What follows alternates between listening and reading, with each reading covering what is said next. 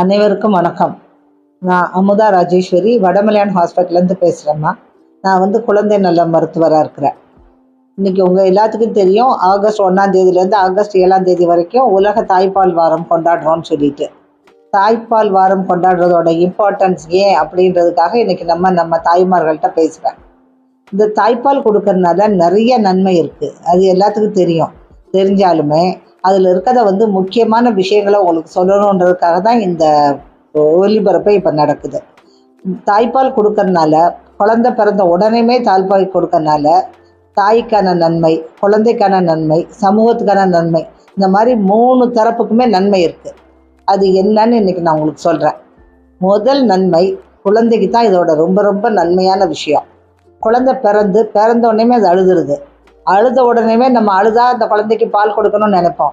இம்மீடியட்டாக கிடைக்க போகிற பால் அம்மாக்கிட்ட இருந்து வர்ற தாய்ப்பால் தான்.